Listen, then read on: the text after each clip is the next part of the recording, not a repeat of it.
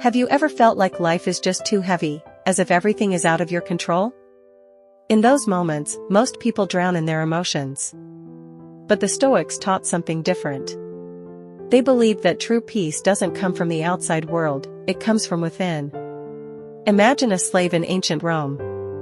His name was Epictetus. He had no freedom, no wealth, and his body often suffered. Yet, from a life full of pain, came some of the greatest wisdom in history.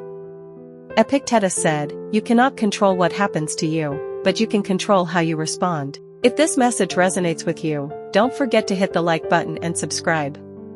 That way, you'll keep getting simple reminders on how to live calmly, just like the Stoics. Stoicism teaches us to separate two things, what we can control, and what we cannot. Anger, anxiety, and disappointment often arise because we try to control things that are never in our hands, like other people's opinions, fate, or random events. So when the world feels chaotic, remember this Stoic principle: focus only on what you can control, your thoughts, your actions, and your attitude. That's where true freedom lies.